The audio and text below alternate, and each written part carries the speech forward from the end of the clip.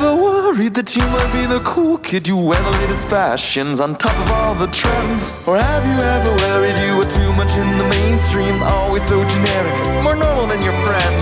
Well, we've devised a test to put to rest your fears. There's no need to panic if you lend us your ears. Tonight you can't sleep easy after all that you've heard. Cause if you like the show, then you're probably a nerd. Oh, Canon, it's Canon, it's all.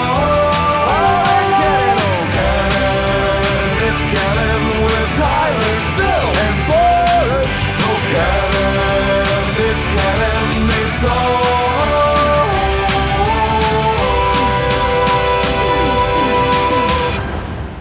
all in Canon. It's Sunday. You know what that means. It's time for a new episode of the It's Canon podcast, the podcast where we talk about all things geek, the podcast where we talk about all things pop culture, the podcast where we talk about anything and everything, because it's all in canon. As always, we're your hosts. I'm Boris, and once again, I'm joined by Phil. Is there a glitch in the Matrix? Seems so, right? I feel deja vu. It's like I know, I've right? heard that song before today. Uh-huh. Wow. How's it going? How Pretty is good. Everybody out there? I'm doing fantastic, actually. So happy that it's the weekend. This week was hell. Yes, it was. This week was a special form of hell. And I know that you told me that it's been a rough week with all the work and the stuff. And I gotta say, I had a very similar experience. It was a thank God it's Friday moment for me, for sure. Yeah. Especially when I shut the computer off Friday at like 5 o'clock. Oof. Yeah, same. I finished my week like at 7 p.m. And when I did, there was nothing sweeter. Like, first thing I did was take a shower. Like, it was that sort of form of, like, that type of week. I just needed to wash myself of the week.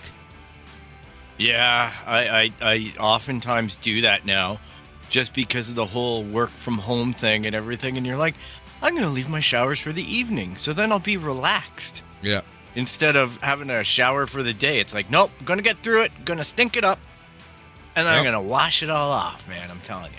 Exactly. So, Phil, we have a lot to talk about. And what are we going to be talking about? We're going to be talking about sequels and buying video games at full prices. We're going to be talking about Fortnite numbers. We're going to be talking about streaming news. We're going to be talking about PS Now. We're going to be talking about the MCU. And we're going to be having fun with a little article I saw yesterday about the future of ads. How does that sound? That sounds exciting, compelling, and different. Yeah. Right? Trying new talk stuff. about video games? Like, I'm telling you, that's a new one. Yeah, I know, right? But last week when I was doing the show notes, I'm like, damn, we talked about video games a lot. Yeah, we did. A lot more than I thought. I was just like, wow. Because Yeah. for That seems to people, be if they kinda don't like- know, sorry, I'm just going to blurt this out, but I really don't get too much insight into what we're going to talk about. We submit articles, we do our research, we find things, and then ultimately it's the host's job to assemble the show. And Boris has complete control on that with these types of episodes, so it's always fun for me. Yeah. Because quite literally, I'm scrambling to grab my notepad so I can make the show notes. But it's never a complete surprise. Like, I usually take stuff that we're talking about throughout the week. Yeah. We obviously we want to be informed, but you know what I find that it motivates me to do with my media consumption, especially with YouTube and different podcasts or different things on the internet, is that I try to have a roundabout knowledge on a lot of things. Yeah. Because I never know what's going to get thrown at me. Exactly, right? Yeah. But And we there are pretty much do a times- live take. Exactly. But there are times that I'm like, hey, by the way, FYI, you might want to read up on this. Yes, of course. But like NFT, man, I had no clue. I know. I didn't expect There you are to. times where you tell us, don't do anything. Yeah. But yeah, Oh. so yeah, it's a pretty busy week again in terms of the geek stuff. But video games really seems to be the biggest area where things are actually happening. Not to say that things aren't happening in other places, but I find that video games were getting actual news as opposed to speculation and changes like we are in TV and movie land. Yeah, and TV and movie land are basically reeling and trying to recuperate from the disaster of shooting and everything else in production woes that goes on. We are lucky enough that we got the Falcon and the Winter Soldier and WandaVision this year. I feel like those have been two exceptionally great shows that seem to have, I guess they were filmed before COVID by and large in the majority. So I'm glad that they graced our little television streaming boxes because it's good content as we discuss on our weekly or our Wednesday show. This week will be the last episode of Falcon and the Winter Soldier. Yep. So be sure to tune in, and it's very spoilery. Yep. I just feel we need to warn people.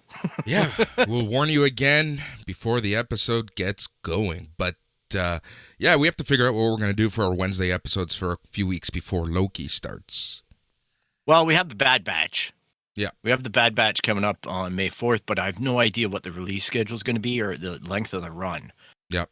So that might be something that we can take a look into, but there's lots of things. I've been percolating about it. I've been thinking. Yep. And I'm thinking we are going to do the Bad Batch, but we'll see what happens because I want to take a look at the release schedules. Because if we have to double up on shows, I'm fine with that. Wednesday can be kind of like our TV or our general review show of stuff. One thing that I do want to talk about a little more, and the reason why we never really talked about this particular subject in the past, and I know I've mentioned this on the show, it's because I have a love-hate relationship with comic books. When the show started, we were strictly a comic book podcast. We'd literally go through every fucking release and talk about it. Between Kyle, Tyler, and myself, we would read everything. Just about everything. It was ridiculous. And really embedded in that world. And that's all we talked about pretty much, right? That and DCU and MCU. So it became something that I just wanted to take a step back from. And as we kind of changed the format of the show, I wanted to kind of refrain from talking comics. But I think we're at a point now where I think we're going to start talking a little more about comics. I know that you have been reading a lot more as you ask me questions about runs and whatnot. And we're not talking about bathroom runs. We're talking about comic runs. So... But because with Phil, you never know. It's usually bathroom talk. So I think we're going to start talking about comics a little more.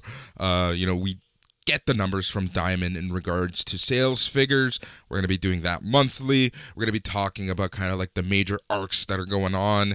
With our Wednesday show, we might kind of talk about kind of what we liked, what we don't like. We'll see. But I kind of want to integrate comics back into the fold. Yeah, what's ultimately doing it for me, to be honest, I got into the subscriptions. I got into Comixology. I got into all this stuff to get these different titles and to get access across the different companies. And I actually find a lot of the Marvel stuff is pretty bland. To be honest, that's my most unlimited subscription. And I find some of the books are tough for me. And then I'm constantly being drawn into DC. Yep. And it's mostly because of Comic Book Men. I'm getting really deep into that show. And it's just one of these things that I throw on in the background. It's not the focal part of my life. It's just filler noise. But I seem to really be getting into some of the things that I'm latching onto just by picking it up, like just by its presence. And some of the things that I've gotten into this week, like one of the artists for Hush was on, and I think it's Chris Lee or something like that. And anyhow, he's got a piece that's hanging in Comic Book Men in back of like Batman, Superman, and Jay and Silent Bob all drawn together. And I keep on looking at that picture, and I thought, geez, man, I'm going to buy Hush. I'm going to buy the graphic novel Hush. Yeah. Because I've heard you say that it was good. So I haven't started reading it. I haven't started reading it yet, but I got it. And the other thing that I talked to you about, I saw a girl in the store going absolutely apeshit over a Swamp Thing Mm-hmm. creature. And here's the thing. Last year, I started watching Swamp Thing, that show, and I liked it. I just didn't stick with it. And now I've rebought that show. Mhm. So I've got it in HD, and I'm watching that. And I also bought the Alan Moore, the beginning of the Alan Moore, just the first graphic novel of it, of his run on Swamp Thing, because you were saying, or someone said that it was really good. That was me. You know, so yeah, it was you, and I think I saw a little bit of it referenced on the Comic Book Man as well. So I'm definitely getting into some of the more classically written pieces. Yep. That's for sure. Yeah, I'm the Alan finding that Moore those Swamp are- Thing. So there's 2 runs that I suggested to you. I gave you 3 books, but 2 runs. There's the Alan Moore, and then there's a Scott Snyder New 52. The New 52 was really well done. Nice. Unfortunately, it didn't last too long with the New 52, but nothing really did. They didn't give books the time to really get the audience going. I don't know what the expectations were at DC with sales figures and whatnot with New 52. And I also know that Scott Snyder was really focused on a lot of other projects, one of them being Batman. So, number 1 is Jim Lee. Jim Lee is the artist. Jim Lee. Hush. I knew it was Lee. I knew it wasn't Stan. No, yeah. I know that a lot of listeners were probably yelling, "It's Jim Lee!" So it's Jim Lee. Yes. I was waiting to Very to get cool in there. guy. Yeah, Yeah, he is. very cool guy. You should, on Sundays, he has a live stream, typically, where he kind of does some doodles, and he gives you tips nice. and tricks, answers questions. Really cool guy. He basically runs DC at this point. But yeah, number 2, read the book. Do not watch the animated movie. Okay, fair enough. Horrible. Fair enough. It Sometimes really- I get that wrong. Yeah, it really, really ruined the experience. So especially if you read the book first, do not watch that movie. I remember watching it with my nephew, and we were both like, what the fuck was that? It was just absolutely ridiculously bad. Probably one of the worst things DC has released, period. And I'm including Batman v Superman, the Joss Whedon cut, and, it was that bad. And probably worse than some of that stuff.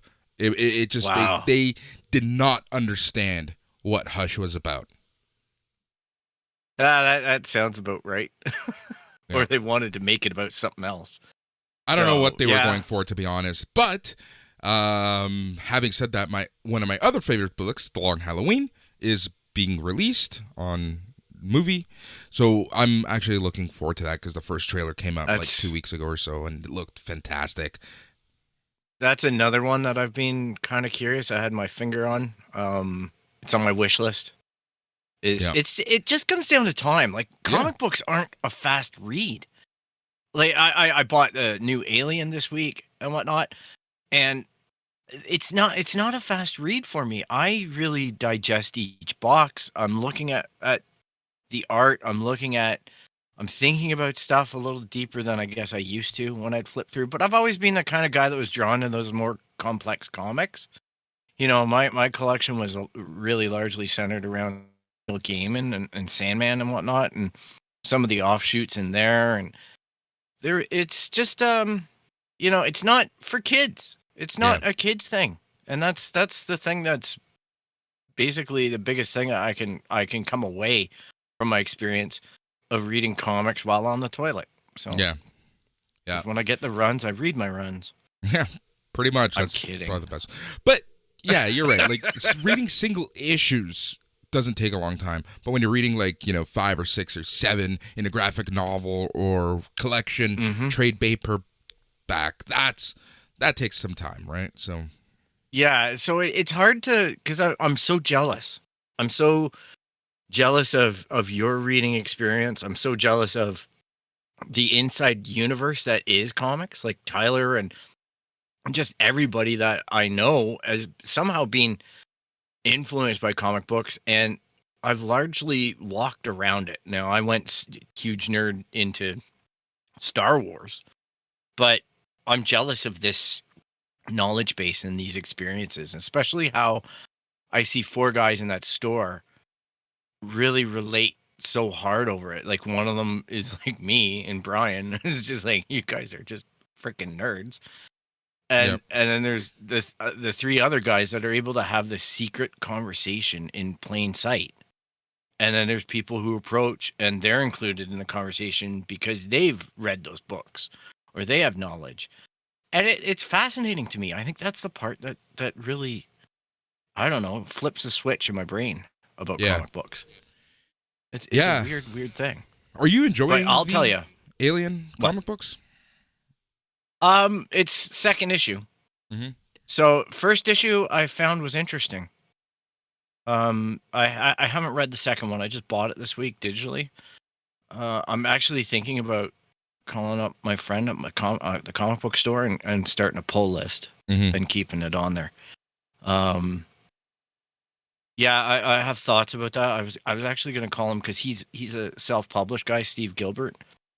He writes his own book or his own graphic novels, and I'll give him a little shout out there. But what ends up happening is he has a very interesting take on the comics and whatnot. He's got this resentment or opinion about certain things and enjoyment of other things that maybe regular people don't really enjoy.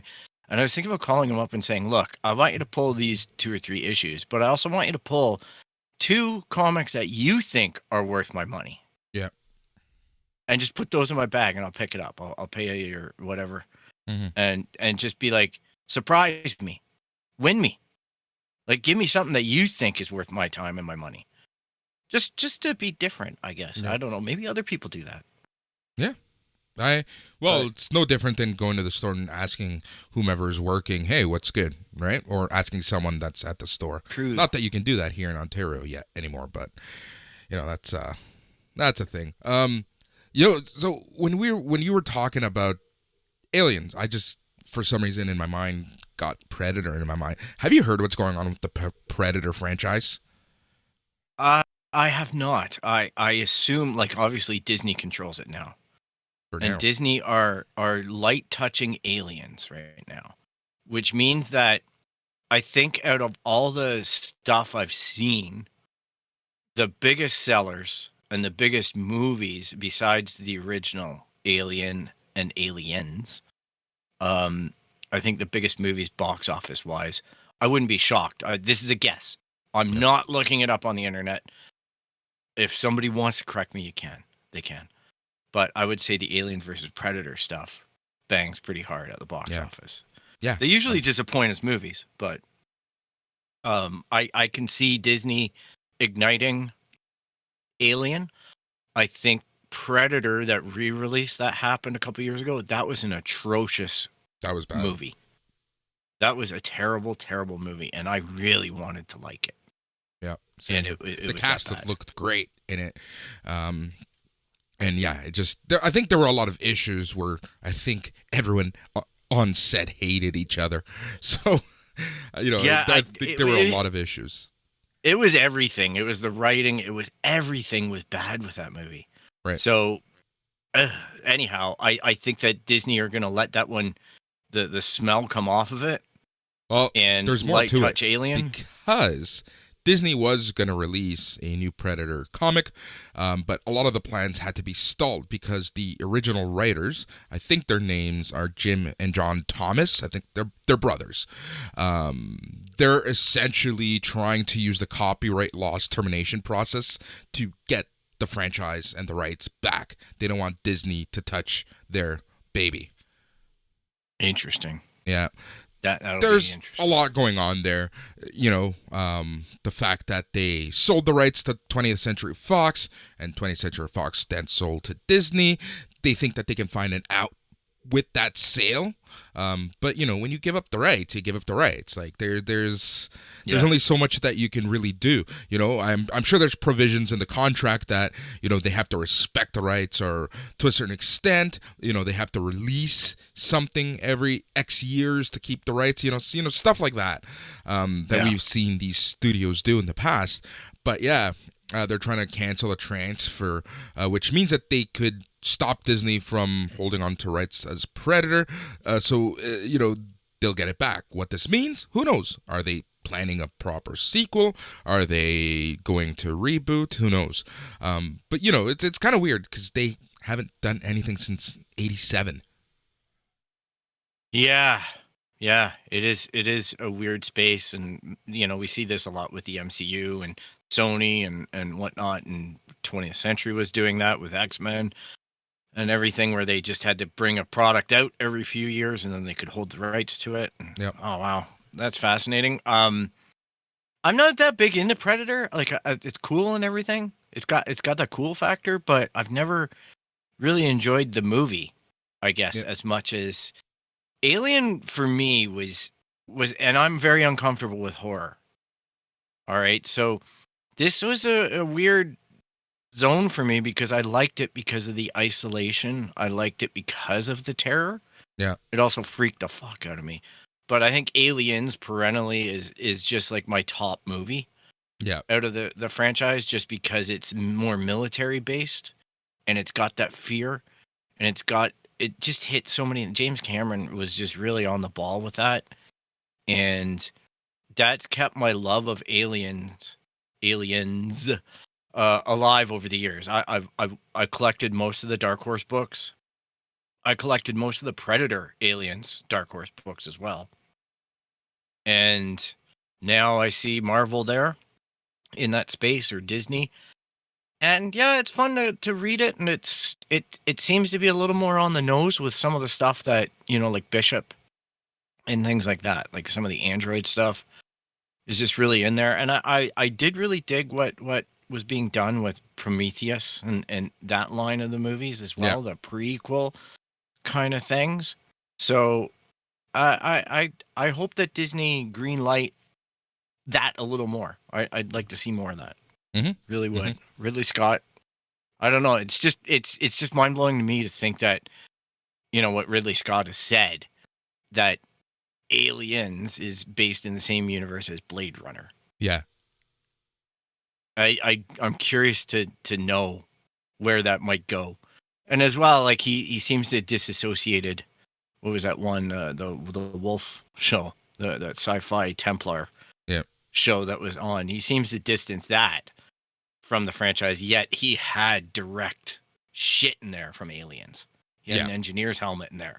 So, but I think those are more know. Easter eggs. Remember, he was just a director. He didn't create that show. So, yeah, but it looks weird to me. Like when you drop that Easter egg in there, and just the content is so close. Yeah, like those android people with the white blood and everything. It's just there's too many similarities. Mm-hmm. I don't care if he directed it, wrote it, or when not. When you think about the general concept of the android controlling people, right, and having that immediate control and kind of dictating what's going on, and then when you think of the Templar Wars that's going on in that show, so that show was great. I really enjoyed that one. Creepy as hell, but fun. Yeah, there were times where I was just like, what the hell's going on? There was just an unsettling in that, right? It was kind of similar to Aliens. Yep. Right? So, I agree. It had that uncomfortable feeling as you're watching it. Yeah, you want to look away, but you can't. Yeah. You know what I mean? Like, and you're just like, well, I don't know if I really feel like watching next week's show. And then it goes on, and you're like, oh man, I gotta watch that. It was a slow-moving show at times. Like it's not the most action-packed. A lot of talking, a lot of philosophical chit-chat, a lot of hearsay, but it was a great show overall. Yeah, and that's the kind of show that I dig, because it is a little bit cerebral. Yes. Right? Like, to be honest, like, no spoilers or anything, but you watch Falcon and the Winter Soldier this week, and it was an action movie. Oh, yeah. And I totally get it. That's what I wanted. But I'm like, man, the content level on this one is like itty bitty. Here's the thing. Remember, we're going to talk about this on Wednesday, but the one note that I'm going to drop here, we're going to pick up on Wednesday, that is that this is essentially a 6-hour movie. So we're getting the final battle scene in that final episode. So, it makes sense, but, this is the new style. I always reference Twin Peaks, The Return. It was an 18-hour movie. That was split into 18 episodes, and that's what we ended up getting with Twin Peaks: The Return. So, I think this is the new style of show that we're gonna get, especially on Disney Plus, especially on like HBO, Disney Plus, Netflix. Like, it's a different way to watch and consume content. So, speaking of watching and consuming content, let's talk Mortal Kombat.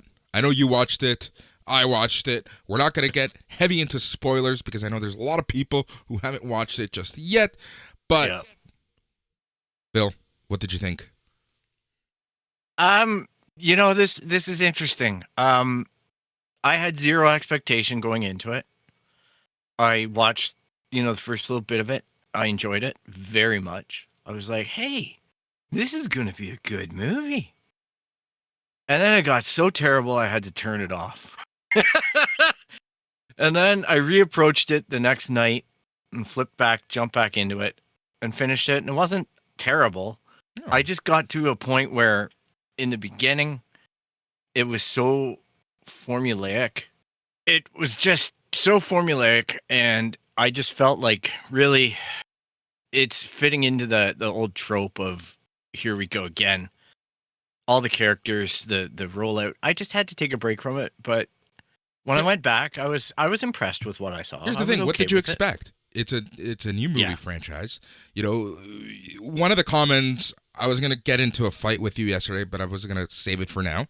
And that is, you said that you are lucky that you watched or played the video games to understand this movie. I 100% disagree with you.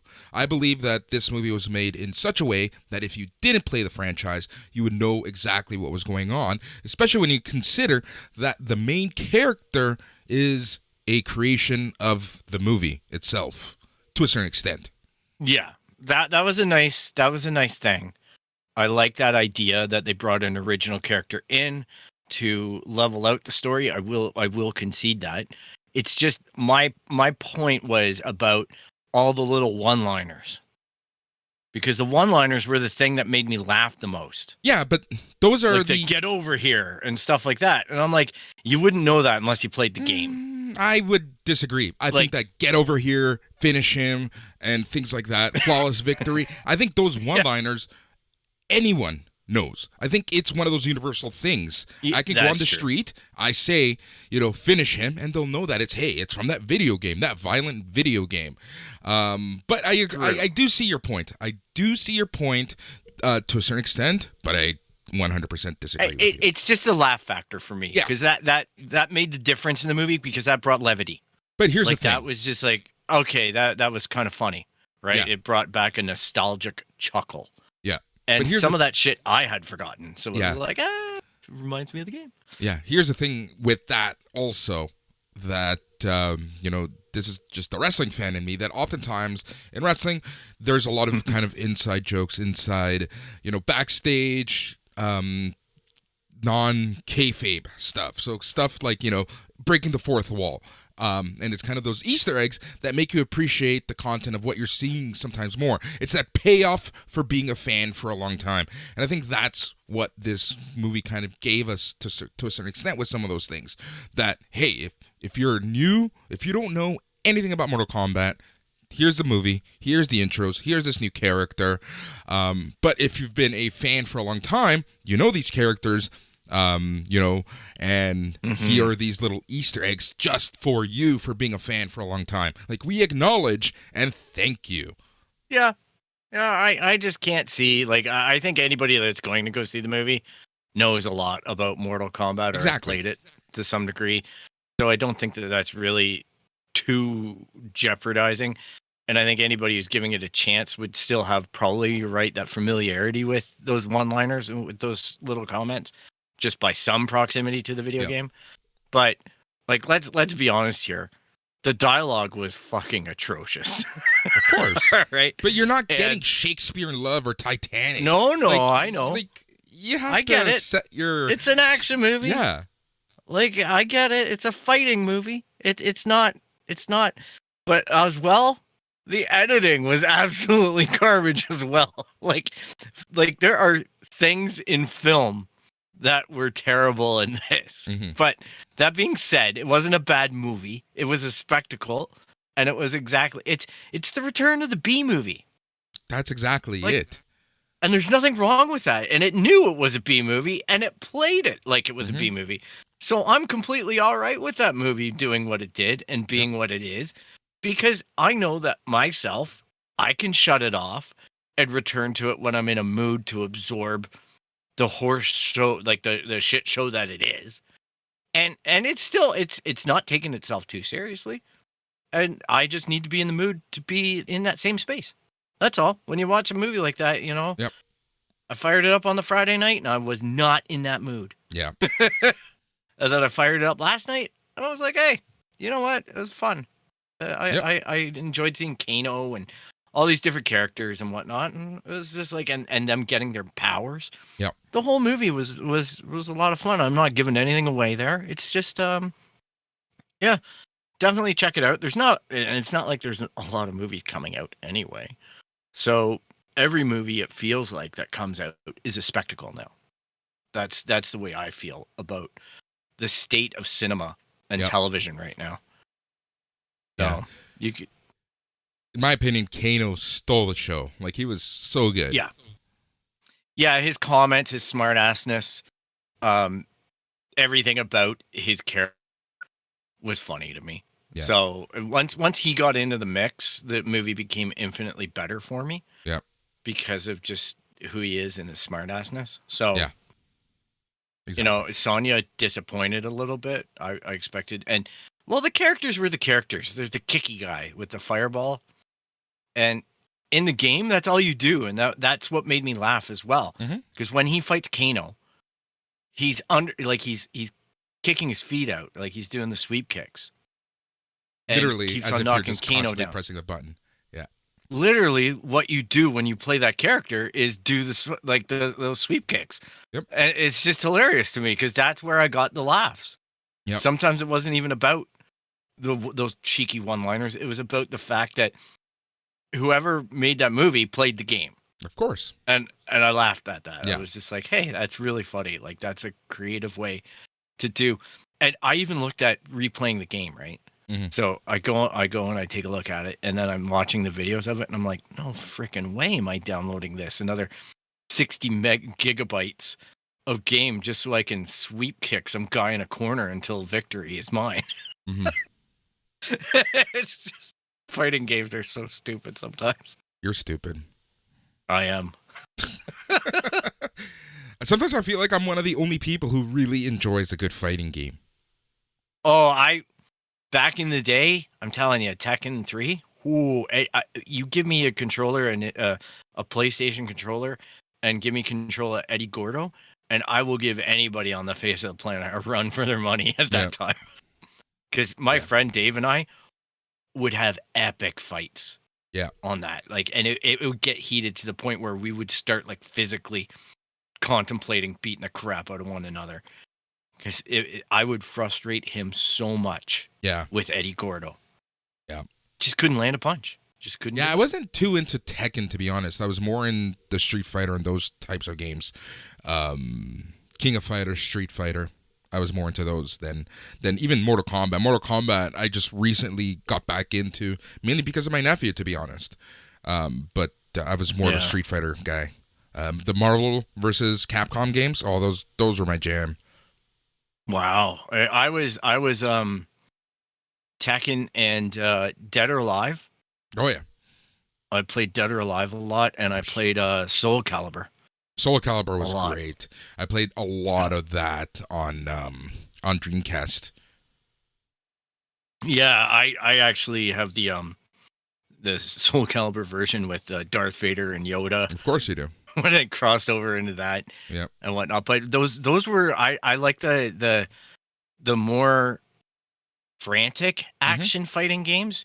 Mortal Kombat was a little bit on the bridge between the two the two types, but Street Fighter to me was a little too move based. It was a little too slow. Yeah. That was my problem with Street Fighter, was just like it felt like wrestling. It was a calculated move, and it was a smart button press. Like, and I'm a button masher. So Yep. Nothing wrong with that. But yeah, so overall, yeah, I enjoyed the movie a lot in the grand scheme of things. I think that they did a good job of introducing the characters. I thought the character designs are fantastic. The costume design was great. The CGI, at times, I felt like they were running out of money. But overall, I had fun. Like, I know what I'm watching, right? Okay, I got this one question for you, because this bugged me last night. What's the one rule that they come up with about if you don't have the mark, you can't be in the pit? Mm-hmm. And Sonya gets all sulky and goes off with Jax or whatever, right? Yep. And this is the thing. There's an edit where she's in the pit and she doesn't have the mark yet. Yeah, I know. And I'm like, she's not supposed to be there when they attack the first time. And I'm like, what the heck is she doing in the pit? Like, that's sacred ground. Yeah. It kind of broke its own rule there. But at the same time, I think, I'm going to defend that and say, well, we're getting into spoiler territory, so I'm not going there. I know. It was just a weird thing I noticed. I don't know that it was... I think there's probably an edit of the movie where they justify it, and it just didn't make it into that. So that's all. It's not a big deal. It just made me laugh. Yeah, because I think those are Raiden's rules, right? As opposed to what? I guess. But yeah. And he knows what's coming, so that's, I think, kind of why. Anyways, so that's Mortal Kombat, and I think that the ending tease was really cool. Yeah. And a fun little way to kind of say, okay, wait, hold on, there's more coming, hopefully, if this movie does have decent. Yeah, they definitely set it up for a sequel or even a series. It's quite possible. And I guess my message to everybody would be that if you're a big Mortal Kombat fan and you want to see the movie go forward, be sure to support it. Like, just get out there, watch it. I'm not going to tell you to go to a theater necessarily, but you can buy or rent it digitally and get on it and support it and let them know that you're willing to plunk down money to watch this stuff. Just remember, our American friends get it on HBO, so it doesn't matter. Well, there we go. Well, watch it and watch it again. All right, so talking, and I think this is a perfect segue into our first news item, that is, supporting original content if you want a sequel. There was a lot of anger in the gaming world as we were recording last week. I saw this pop up, and I kind of ignored it because we were basically done the show, but I wanted to talk about this, and that is the Days Gone creative director and writer, John Garvin, made a big hoopla about sequels and supporting the game, and he said that if you love a game and want a sequel, you should, and I quote, buy it at fucking full price. You can go get bent. Yeah. Here's the thing. I'm sorry. I'll present my point of view first. It's very rare that I get to do that. I usually take it to you or Tyler. So here's kind of my take on this. I see it from both ways. I see it as he's right. If you want a sequel, if similar to just what we were talking about with Mortal Kombat, you have to support it in some shape, way, or form. Typically, its initial release is the best way to do that. So buying it at full price before it gets sold, buying it on the original market as opposed to a used copy in the secondary market and whatnot is probably the best way to show your support. Now, I'm all for that. But Ubisoft, Cyberpunk, Bethesda, give us a game worth buying at original price. And I'm not just singling out these three examples. I'm just saying, hey, how about you give us a game that can actually be worthwhile buying day one, and I will happily support it. But if you're going to give us some bullshit, like, look at all the controversy that's happening with Outriders right now, fuck you. I'm going to wait. Yeah, as well, Like I'm completely there with you. All right. Now, like this is the way it works in my life. All right. If a game markets itself really well, and I feel like that game is my jam, of course, day one I'm going to buy it, and it's probably going to be full price. If not, I'm going to buy maybe even the more than full price version. I'm going to buy the digital deluxe version because I want those extras. Because I want to get in that game and start playing it. I want to be entertained. And you know what? I put up with exactly what you're talking about when the game is kind of crunchy on the first weekend or the first week of release. And I get a little bit bitter about it, but the game fixes. And then I'm like, all right, like, look, that's the best way to make sure it has a sequel. Sure. All right, but here's where companies win. And when you make statements like this bonehead did, this is where it falls apart. All right. Yep. If I'm just sitting there and I'm like, I'm not feeling that game on launch. I feel that there's some odor associated with this title. Or I'm not 100% sold on the zombie thing again. How many zombie games can one man play? All right. So you let the title sit. And then you get this thing in the news that says, hey, look, they made some gameplay mechanics changes. This game has gone from maybe an initial release of a 75%. We'd say that it's a better game now. A month in, it's patched. It's got these graphical issues taken care of. It had all this other stuff going on that they fixed that dynamic, that gameplay. And guess what? It's on sale. All right. You know, everybody gets on their little platforms and says, you know, knock 25% off of it. And then dude like me buys it. All right. That is their money still. Mm-hmm. All right. That is going towards a product and making it more viable. If they see a big uptick in sales because the price drops and the fixes are applied. All right. Maybe it's not as much as if they did the initial release at $90 or whatever it is in Canadian funds. But you're still raking the cash. To get on the platform and then complain about that takes some balls, man. Yep. That's stupid. Yeah. Because now, you know, like that game is, I think it's free on the PS Now stuff and all that. Maybe he's just pissed about that. Maybe he's just pissed that his game was basically, I bought that game. I bought it for like $20 or something when it was on sale.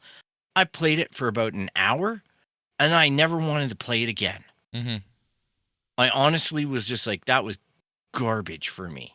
Now, I'm not saying it's a bad game. If that's your jam, have at it. Yeah. Go have fun.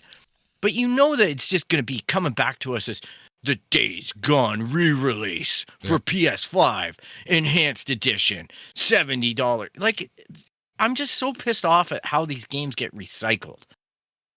So many times.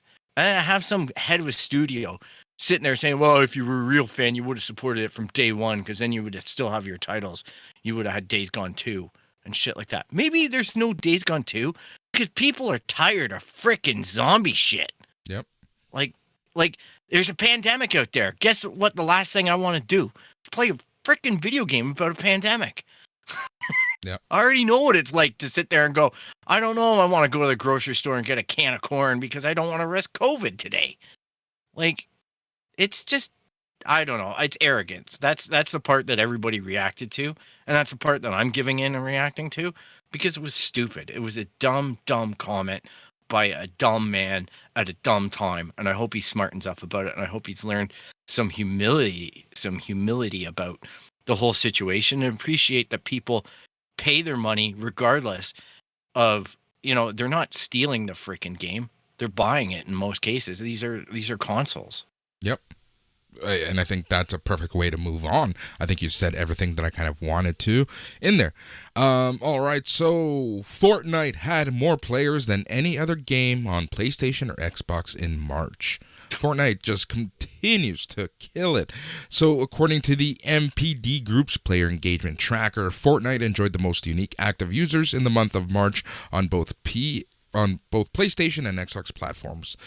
So here are the games. So on the PlayStation side, number 5, Minecraft. Number 4, Call of Duty Black Ops Cold War. Number 3, Grand Theft Auto 5. Number 2, Call of Duty Modern Warfare. Number 1, Fortnite. On the Xbox, Microsoft side, number 5, Grand Theft Auto 5. Number 4, Call of Duty Black Ops Cold War. Number 3, Minecraft. Number 2, Call of Duty Modern Warfare. Number 1, Fortnite. Man, you gotta take your hats off too to GTA 5 hanging in there, man. Like that's. I was talking to a friend last night and he's replaying it, and I'm like, that game is 8 years old, man. Like, and he's just sitting there going, you know what? The funny thing is that you fire up Cyberpunk and it's pretty much the same game. Like, you know what I mean? I'm like, shit. We're 8 years from now. We're probably going to be like, oh, man, I'm going to play Cyberpunk again. But yeah, Fortnite. It's like, I'm so disappointed. I'm so let down. But I guess I'm not. But man, Call of Duty. I know, right? And Fortnite and Minecraft. I should be shocked. I'm not shocked. I am shocked. It's a frustrating top 5 on both platforms.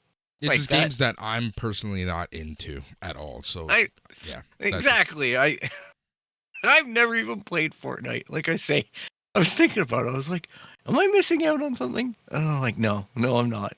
Like, no, you're really not. It's amazing to me to think of Epic. Just think of Epic. Mm-hmm. The game company that makes the Unreal Engine. The game company that made Gears of War. The game company that had the world by its balls. And then they basically got rid of a lot of those properties. They still have the Unreal Engine. Yep. And they have Fortnite, a free game that is just minting money like crazy. I'm amazed at what they've pulled off. Yep. I'm just amazed. Yep. And unfortunately or fortunately, whatever way you want to look at it, it seems like these never-ending cycle games, like these, these... seasonal.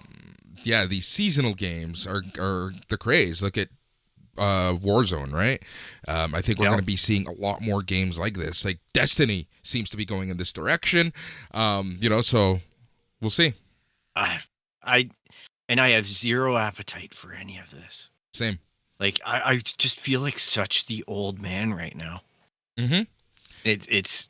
I've just never been into the online playing. Like there's too many assholes online that from a young age it took me out of online gaming, and I just don't have the time to do a 3-hour raid with a group, right? Like I just don't have the time to invest into the top-notch form factor or build. I don't have the time to invest, in the offline hours in order to prep for the raids. I just don't have that time anymore. So that just and again, oftentimes the communities are crap. So I'm just not. I don't bother with these types of games. Yeah, I'm the same. You know what? Like I enjoy increasingly my video gaming experiences. I enjoy firing up a racing game like Dirt 5 or Dirt 4 and playing that for a little bit, or maybe jumping into NHL or FIFA and enjoying that. I'm getting less and less into the episodic or long haul games. I guess the last really big long haul game I played was Division 2, where I just had to go through the content with other players, friends and whatnot. And before that would be Borderlands 3. There are certain titles that I'll jump in and do that, but we only play for maximum 2 or 3 hours a given weekend, a weekend evening or something like that. And maybe one night during the week if we feel it's worth it. But it's not the regularity that I guess some people do it with. But these online things, I'm with you, man. I can't get into the PvP kill them all mode. Same here. All right, so on the show, we give Microsoft and Xbox a lot of shit. We tend to praise PlayStation quite a bit more. It's our kind of system of choice. However, when we talk about the future of gaming and what both Phil and I want to say Tyler and myself think the future of gaming is all in streaming. So that's why we do give credit where credit is due with Stadia, and we do give credit where credit is due with Microsoft. And I think what Microsoft is doing in investing in that future is a great plan for now. Much to the detriment of their current hardware. I believe that, they are setting themselves up for success. Having said that, we oftentimes forget the fact that Sony has their own streaming system. They have the streaming service, I should say. So they have PlayStation Now. I've been using it for about a year this summer, so about 9 months or so. And overall, I have had fun with it. I've been able to replay or play games that I just completely missed out on in the first run. So, it is what it is. For $12 a month, I'm having fun. One major limitation that it did have was that it limited people and streams to just 720p. So this week, they started allowing 1080p capable games streaming at the native 1080p. So the rollout occurred over the next few weeks. Is going to occur over the next few weeks in Europe, US, Canada, and Japan, where PlayStation Now is available. So, it's little improvement, little by little. One thing PlayStation Now has to do is allow you to download games as opposed to just streaming them. So there's a huge library of games where you can download, but some of the games you have to stream. And I would rather just download a game and play it that way than dealing with the streaming aspect of it. Yeah, it's interesting because Sony have made proclamations in the industry that they're going to be getting more competitive with the Xbox Game Pass. And I know that something that happened, I think, in somewhere over in Europe, was Sony started testing out, including in your Plus or your stream service, that you can stream Sony movies. Yes. They did that for a couple days last week. Yep. So you could stream their library. So they're trying to sweeten the deal or find some kind of balance, some kind of draw to get more people into this. But it is the future of gaming. Like Microsoft are also doing their open beta on iOS and computers in streaming the Game Pass, right? And getting access that way. And it's getting crazy out there. Like I've seen a softening of people. I saw Linus Tech Tips this week did a video testing all the streaming services. And his big shock takeaway was Stadia didn't suck. Yeah. Go he figure, was like, right? Holy crap, this is actually like, he ultimately gave the nod to the GeForce Now, but that's the most expensive gaming service, streaming service out there. Yeah. Whereas Stadia are probably the easiest and the cheapest, but he knocks it because it's Google, which it's his prerogative. He can do whatever he wants. Yeah. But I thought he was being a little bit harsh on them. Yeah. Because, it was telling just to see that reaction. I think it's just going to be like dominoes now, that some of the resentment in the reviewing community and whatnot starts to fall as resolutions go up and experiences get better with streaming. Yeah. But you're right. I would rather download the game Yeah. and make sure that I have a bulletproof kind of thing. Like right now, what's keeping me in my subscription is Dirt 4. I should probably just buy it. But I'm like, I downloaded it and I'm playing it and I'm enjoying it. I'm really into that franchise right now. Mm-hmm. Yeah, Go that makes figure. total sense. But yeah, we'll see. Kind of, Sony, come on, step up your game. Your PS Now, it's a great service. It's cheap. I find that it works really well, but their game selection is a little lacking in the grand scheme of things, right? And then you have things where Avengers is available, but it's only going to be available for a limited amount of time. So it's, I think they need to invest a little more and kind of take the Microsoft approach and just they got to get some, I don't want to say exclusives, but, they got to get some exclusivity streaming window time. Can you imagine if there was a game that was coming out both on Xbox and PlayStation, and Sony had the exclusive streaming rights for PS Now? That would kill it, because that's essentially what Xbox is doing, right? Look at the show and the fiasco with the show 21 that we talked about a few weeks ago. Oh my God. I downloaded the show 21. All right. How long did you play it? 5 minutes? Less. Mm-hmm. Less. It pissed me off setting it up. Mm-hmm. I'm out. It's sitting there. It is so complicated. It's really not. On its entry level but into I it. agree. Like, it's not, like, if I had patience, it would be no problem. Or if it let me just choose once that I want the idiot settings, and it just automatically adjusts the idiot settings and tells me to go to settings if I want to change the idiot settings on pitching or on whatever. But I went through the batting setup, and then I'm like, all right. And then it's like, well, how do you want your shoes tied? How short should your pants be? What color glove do you want? And I'm like, oh my God, I just want to play the game. I want baseball. Yeah, but... And it barriered it. See, that's how I know that you why don't they did it. Play sports games, because something the show has been great on is giving you many options and many ways of playing.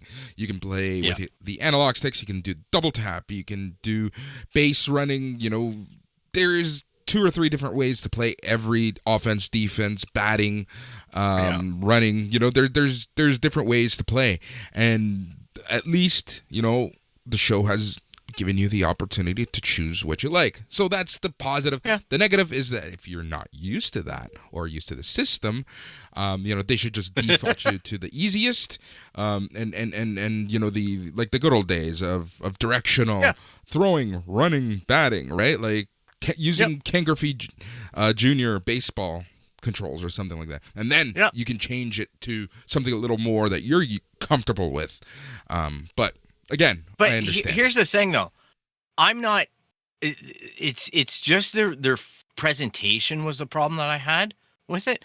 Because if the game is designed to be fun on that part of it, I'm okay with it. NHL 2021 does that. It makes you play the different styles of game real time and make you decide on how you want to do it. But you're having fun because you're controlling the player. And you're like, no, I don't want to do it with sticks. I want to do it with buttons. Things like that. And it takes you through a whole tutorial on how to set up your gameplay. And you don't even realize you're doing it. And then you get to the point and you're like, yes, I'm going to play it this way. And I'm just playing hockey. But the baseball wasn't that well done for me. For a real baseball fan, sure. And I know you're huge into it. And I respect it for that. I'm not going to dump all over it per se, but for my experience and whatnot, it definitely, I've played previous versions of the show and it didn't dance it that hard. I'm not going to dump all over it after I dumped all over it. Well, yeah, I regretted that when it came out of my mouth. Love it. No, but I get your point of view. I'm just saying, like, if you're a big fan and you know that that's coming, but even then, no problem. It's frustrating when you are a fan of the show and they make you go through this all over again. Like they need. And one thing that I was saying was like, even the options from year to year need to fucking go over. It's just ridiculous that that you have to go through all the tutorials yet again. So that's that. Anyways, yeah, it's just like FIFA. Yep. Which is its own mess. But yeah. All right, so we're going to be talking. I was just thinking of a few things that we could talk about. I'm not even going to go there. So last year, we were talking about this digital service taxes that they were going to implement here in Canada. Well, the budget has been released, and it is in there. So the cost of digital services and goods sold by foreign companies like Netflix, Amazon Prime, Spotify in Canada will be rising by 3% on January 1st, 2022. So again, they've been talking about this for a really long time. They're gonna try to create minimal loopholes in this so that everyone has to pay. And yeah, so we're gonna really see what, and this is really to offset some of the financial burden that COVID-19 has given to the country in general and our deficit. So they think that this tax is a good idea, but this is eventually gonna come down to the consumer. Yeah, unfortunately, but I think that it's 3% is a lot better than if it was 13%. Mm-hmm. You know what I mean? Like 3%, I can almost like begrudgingly shrug off, and especially considering, like, all right, this is gonna come across as very, I don't know, socialist or liberal or whatever, leftist, but I think the government's done a pretty darn good job of trying to support people throughout this. Mm-hmm. I'm not saying they're doing it great everywhere. I know that there's probably hundreds of people that are screaming, "I got screwed," or that I'm losing my money, my business, whatever. It's coming at a high cost to a lot of people, and they don't want to diminish that. But I know the government. I'm always surprised at how much money gets pledged. I don't know how easy it is to access it, because I'm lucky enough that I haven't needed to take advantage of some of these, bonuses. But I guess I'm okay with paying a little bit extra. But the problem that that ultimately is going to come in is that it's never going to go away. The minute it's 3%, maybe in 5 years it's 5%. I don't know. Like they're always going to go, well, there's money now, there's revenue. It's not like, well, we just need this tax for a little while to pay off the deficit, and then we're going to not tax it again. This never happens. Exactly. It's here to stay. It's not going anywhere. Yeah. But yeah, so yeah, I just wanted to quickly talk about that. It is what it is. I was kind of expecting it to be higher. So 3% I think is an okay starting point, but we'll see. Yeah. From just a principle type of thing. Like, I'm fine with it as long as it's being invested in the right things. That's where we're going to leave it. All right, so and it's January 1st, so we got all year to waste our money on that shit. Exactly. All right, so Netflix released its numbers. Netflix has hit 208 million paid subscribers. Probably 600 million people are actually using it, but they have 208 million paid subscribers, and they're going to spend $17 billion on content in 2021. The streaming service is up almost 14% from last quarter. Yeah, and their stock is, like last I saw, it was going down a little bit because the COVID recovery is happening. So that means less people will be watching Netflix. But I think Netflix certainly got a leg up during COVID with everybody being sequestered from home. And I think that it's definitely impressed itself as a service that a lot of people want to have and will still carry going forward. I think you're going to see, like, there might be other services where you're like, I don't know if I need Disney Plus for the full year. Maybe I'm switching my renewals or services around. But I don't think Netflix is one of those ones that's going to be subject to the roulette wheel of service switching. At least it isn't for me. Yeah. As much as I complain about Netflix, I keep my Netflix account going because the titles cycle so frequently on it, where it's like, oh, there's a movie on it that I want to watch that wasn't on it last week or something like that, right? Yeah. And sometimes the content can surprise me. The thing is, for me at least, here in Canada, maybe in the States, it's Hulu. But here in Canada, for me, when you think of streaming service, you think Netflix, right? Netflix is the epicenter of streaming, and I feel like that's just, I'll have Netflix and other stuff. Not that I rotate or anything. I just, like, whatever. For me, it is what it is. I'll be happy to support these companies as long as they keep releasing things that I'm interested in. So that's fine with me. Yeah, and I'm really impressed with, like I say, I've been guilty of complaining about Netflix in the past, as our listeners know, and I will give them credit where credit's due, that they come up with they take chances on some things. Mm-hmm. And that's what I really like about them, is that they did try to do the Dark Crystal, and they do try to do shows that maybe are outside of the norm of the television norm, and they take those chances, and sometimes they work, sometimes they don't. But I respect the fact that they enable creators to create. Yeah. And maybe not stick to the confines of the formulaic boardroom driven decisions. It's these people are creating stuff and getting access to Netflix to put it out on there. Yeah. So yeah, that's a lot of fun. Maybe some of the content isn't at all geared towards me, but I give it a try and I check out stuff.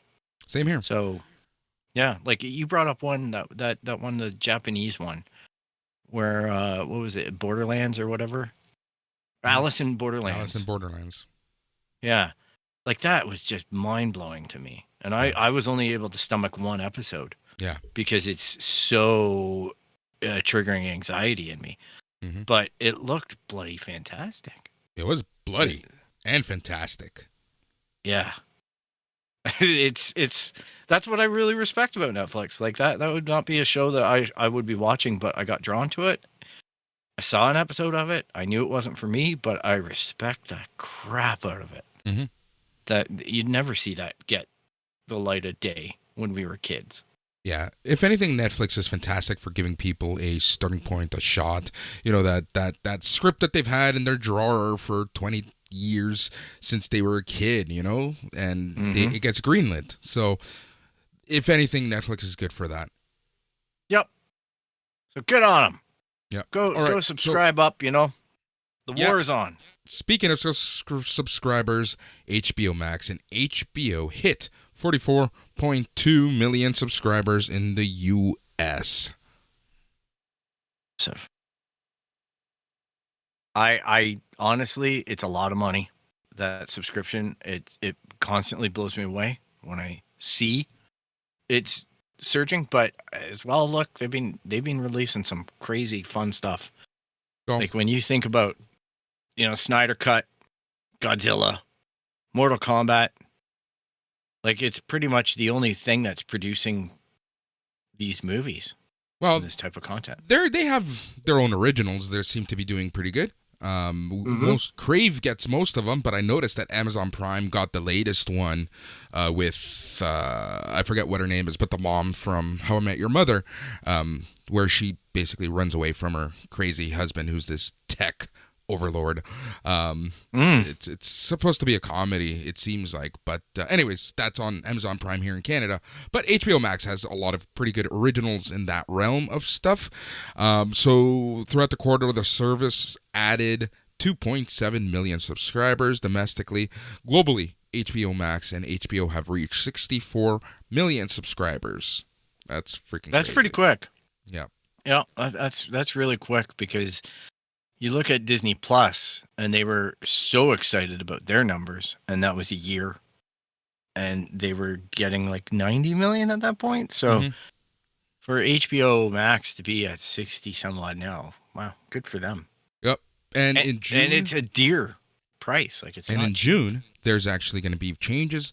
So there's going to be an ad-supported tier. The new tier is going to be cheaper than the current $15 a month cost. However, at this time, it's still unknown how much this new tier will cost and how many ads will play over the course of each piece of content. Interesting. Hey, you know, you can grow the service more and get ad revenue out there and whatnot. So they're going to win. They're like, if we're paying less and willing to watch the ads, and the advertisers are paying to get those ads on, that means HBO is taking the checks on both sides. So good for them. Yep. So DRM, it's something that we've talked about a lot and in detail here.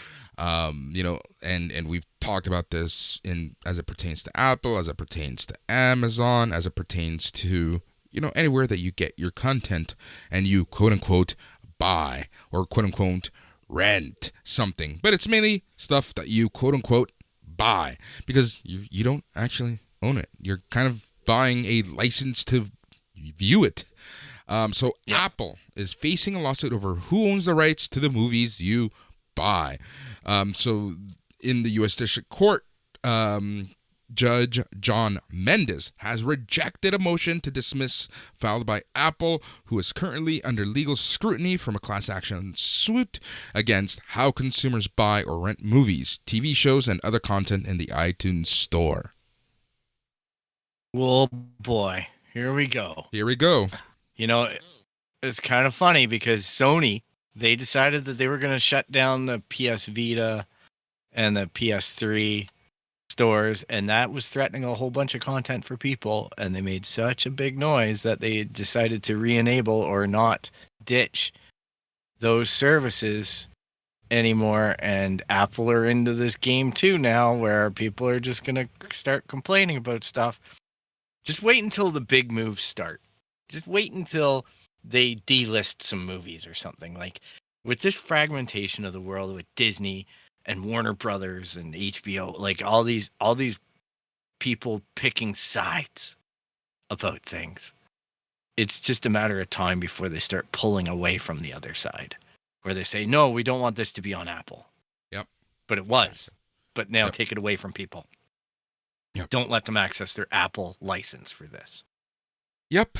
So it's interesting because Amazon is facing a similar lawsuit. So it looks like DRM and Digital Rights Management, that's what DRM stands for, is going to get a closer look at in different governing bodies and locales. So this is something that we're for sure going to be following, because this will change for sure not only how and what you quote unquote own, but it will for sure change how these companies offer you these things. Yep. There's going to be a lot of changes to those end user agreements, And that I think, based off of these precedences. And yeah, I don't know if we're all going to like it. I'll guarantee you this: Apple will win no matter what, even if they lose. They're going to make it so that they win. Mm-hmm. And that means that the consumer doesn't. Right? They're going to do their best, though. They like happy people. They like happy people's money. Mm-hmm. Right? Google found out from me that I wasn't happy with renting Godzilla. Right? Like, that DRM thing just made me so mad. Mm-hmm. I'm like, I'm never renting a movie from Google again, Mm-hmm. because of the way that they handled that. Like, it's not even a contemplation. I'm like, okay. You know, if anything, like your suggestion, Cineplex, rent it there. You know, Canadian company, sure, I'll support them. Exactly. If I need to do that one day. But yeah, DRM is going to be a really sticky, ugly thing. And I don't know that these lawsuits have the info needed or the experience needed to really have pissed off people. I still think that there's going to be a shoe that drops. Like I was saying, that Apple are going to have to redact some kind of title, because all the redactions that Prime and Apple have done are really minuscule. Mm-hmm. Like, they're really, really not mainstream stuff. Once something majorly mainstream gets impacted by this, then you're going to see the real shit hit the fan. So whatever they come out to on this, Apple's going to try to mitigate whatever decisions made. 100%. But there's going to be a time that precedence gets rocked because of the anger that people are going to experience. Yeah, exactly. So, yeah, we're going to be following this, and we'll give everyone updates as this moves along. So we're going to move on to Marvel and the MCU. So basically, earlier in this week, Mississauga's own Simu Liu, new movie, Marvel's Shang-Chi and the League of the Ten Rings first trailer came out. It looks very interesting. I didn't even recognize him from Kim's Convenience. Yep. Man, oh man, Disney. There's a reason why Kim's Convenience ended now. Yeah, now things are clearing up for me because of this. Because I'm like, this shit's going crazy. If Paul Sun Young Lee is in The Mandalorian, you know, Oppa is in The Mandalorian, and I'm thinking, Sony just probably drove this truck up here and said, hey, you know what? Kim's Convenience, we see some talent here. Come on, get in the car. Because, man, oh man, like, that's just crazy. And you know how Good all for this him. started? Simu Liu kind of made a tweet years ago about, hey, Marvel, you got Chadwick Boseman, you got so-and-so, you got these people. How about we do something with Shang-Chi? And then here we go. Yeah. Brilliant. And he's going to kill it. Yep. I'm so happy for him and so impressed with all of the cast from Kim's Convenience are all aces to me, and undiscovered gems and quality actors, actresses. And congrats to that whole crew for the run that they had. It's sad that it's over, but I think that there's some great things for a lot of these people going forward. I don't think they're going to be long without work. Well, Andrew That's Fung for sure. has a new show on CBC coming out already, so he's busy working on that. He's actually casting on that. You can go figure out the details on that one. But yeah, there's some kind of show splitting off with the manager Shannon Yep. or whatever. Yep, she has her own show, her own whatever. So yeah, Awesome. so here's is a new character. We always talk about the MCU, and kind of one of the things that has made the MCU so popular and so good at what it does is the fact that they can take like a B level hero or group, or even a C level group like the Guardians of the Galaxy and make it successful. Mm-hmm. Now, no disrespect to Shang-Chi, but it's not Captain America, it's not Iron Man, it's not the Incredible Hulk. Like, we're looking at kind of like, something that hasn't been mainstream in a very long time. So I think that this is really going to test our theory on whether Marvel can keep it up. The funny thing is like I was saying, I've been watching Comic Book Men, and some guy brought in all of these kung fu comics from the 70s. Yep. And he had like the full run, 1 through 6 or something like that. He had the first 6 issues. And they're sitting there going, well, we want to buy number 1 because it's number 1. But number 2 had Shang-Chi on the cover. Yeah. And they're like, we don't want that one. I'm thinking, man, you must be kicking yourselves now. Because Marvel are opening that door, man. They're going back to the 70s when the kung fu craze was high, and dragging the net on that. And I think it's great because you look at all the markets that you're going to touch and all the people and all the kids that are going to get to see these characters on screen and whatnot. And I think it's a smart move just from a marketing standpoint, and just good for people, right? Like, Yep. Everybody got a really big kick out of Black Panther being successful because there's a colored guy on the screen being a superhero and whatnot. And, you look at Falcon and Winter Soldier, and you look at, like, the world is hopefully changing a little bit, and we're getting these different groups represented, and different women, ethnic groups and whatnot. So Yep.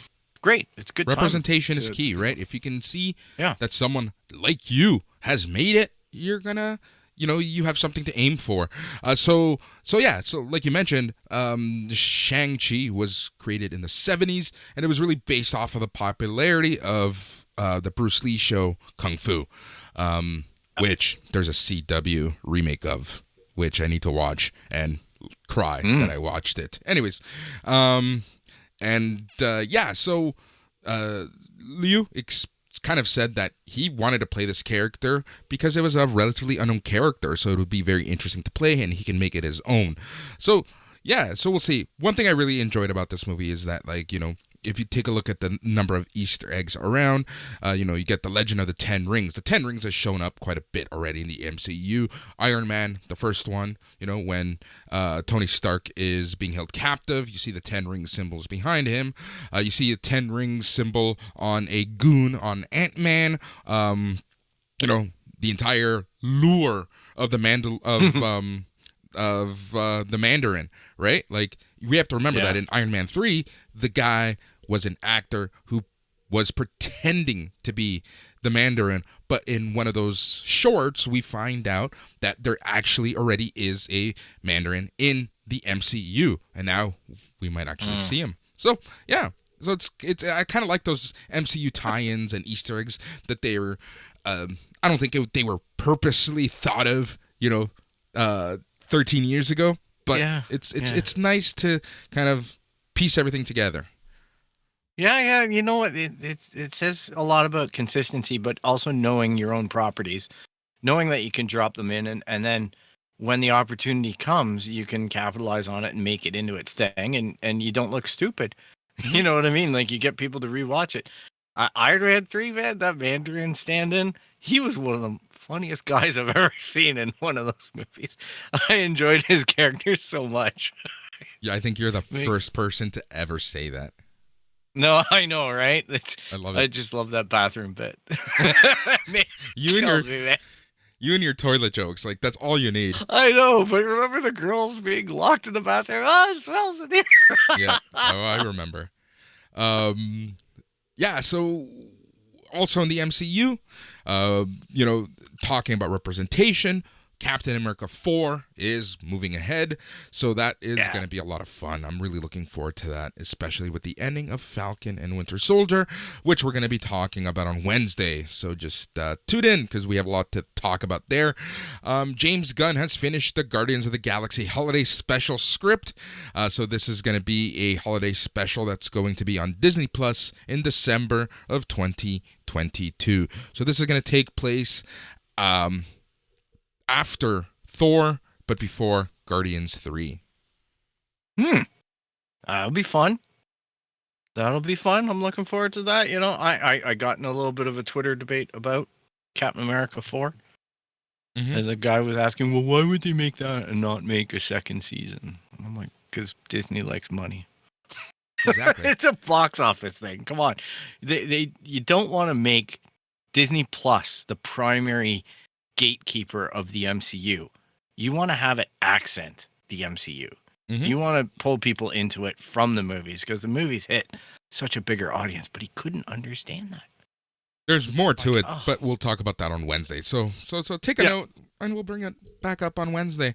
All right, and before we go, I wanted to talk about this really cool thing that I saw in Shanghai yesterday. A bunch of drones formed a massive scannable QR code over the city sky. It was really interesting. You can see this picture on the internet, but all these drones created this massive QR code that was a huge ad, essentially, and it was for a Chinese video streaming company, Bilbil, to commemorate the 1-year anniversary of its release of the mobile game Princess Connect Dive. So, yeah. Oh, that's crazy, man. So that's cool. I love when shit like that comes around. Man, did you see, like, this week? Here, I'll close you out with a weird one. This week, there's Wired ran like this huge article on the McDonald's ice cream machines. And there's like this conspiracy, right? Because how many times have you gone to McDonald's and you try to get an ice cream and they tell you that the machine's broken? Yeah, and then you end up buying something else. Yeah, and you know what? Like, they did a deep dive on this thing. These machines cost $18,000 each. And every 2 weeks or something, they need to be serviced, and like the amount of parts that come out of them, because it's the only machine in the world that can do 2 soft serve drives at the same time. It's got 2 separate machines inside, and it's taking the liquid and making it into ice in real time. Like, it's crazy, the technology in this, but it's basically, it gets into this right to repair, this whole right to repair, which is very close to the DRM stuff.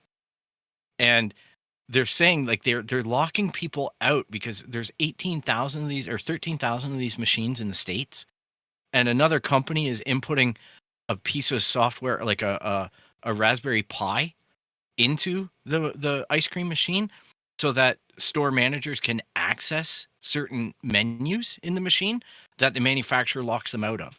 So it's a question of, when they buy these machines, who owns it, and the service contract and the complications there within. Because the people can't actually service their own machines. They have to be on a service contract to get these things fixed.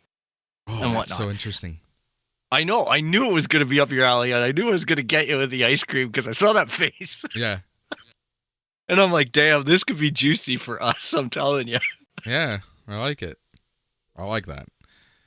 We got to do more of these weird things. Maybe we can always end the show off with one of these weird news tidbits. I like it. I like the idea, man. I'm telling you. Sometimes I see some crazy creative stuff out there with Same. other content providers. I always see a lot of weird stuff. And it's not that I don't want to talk about it, it's just that we are often running out of time. But today, we have about 5 minutes and 45 seconds before we have to go. Before I like to call it a show. So we talked about ice cream. Yeah, we talked No, about ice cream. the right to repair stuff is fascinating to me. I'm watching that guy. He's doing the GoFundMe. I'm sorry, I didn't prep it at all. I don't have Nah, his it's stuff. fine. He did a lot of stuff on stonks. But he did a video last week that blew me away. He took a 360-degree camera, put it on his helmet, and rode around New York. And what you could do on YouTube is you could take your PlayStation controller, because I was watching on PlayStation, and you press the arrows, and you can circle around looking at all the different, like it's a 360 view in YouTube. So you can look up, you can look down, you can look everywhere through this guy's camera. That's on really the cool. YouTube. It was mind-blowing. That's it was very just cool. like, and he's doing it like a Saturday night at 11 o'clock. So it's all, he just wanted to show you what COVID New York looks like on a Saturday night. Yeah. You got to find that and put it in the show notes. Yeah, I can find it. I know I've subscribed to him. So yeah, it's pretty cool. Very cool. There's some fun stuff, man. Oh, there really is. And yeah, I spend so much time on the net. Basically, when I'm waiting for something, I'm always reading some weird article or something. So there's always some interesting stuff that comes up. So, you know, if our listeners have anything, they can always send it in to us, including any feedback. And Phil, can you tell them where they can send things to? I sure can. That's a hell of a segue, you know. And if you want to get in contact with us, first up, you can always check out our website. Boris does a great job with it, www.itscanonpodcast.com. You can check us out on Instagram, Twitter, and Facebook at It's Canon Podcast. You can email us at show@itscanonpodcast.com. You can subscribe via Apple Podcasts, Spotify, Stitcher, Google Play. Anywhere you find podcasts, you're going to find the It's Canon Podcast. If you like what you hear, be sure to subscribe and leave a rate and review if the platform allows you to. Thanks so much for taking your time to listen to us this week. We really do appreciate it. Yep, as always, we really do appreciate everything that our listeners do, whether it just be listening, whether it be leaving a review, whether it be leaving feedback. We appreciate it all. So this Wednesday, we do have our review of Falcon and Winter Soldier, episode number 6. And that's going to be a lot of fun. We have a lot to talk about, but yet not a lot to talk about. We will pat ourselves on the back a lot because we basically called it all last week. But that's for Wednesday. So without further ado, thank you for listening. It is the It's Canon Podcast, a podcast where we talk about all things geek, all things pop culture. And the best part of it all is, Phil. It's all in canon. He's Phil. I'm Boris. Goodbye.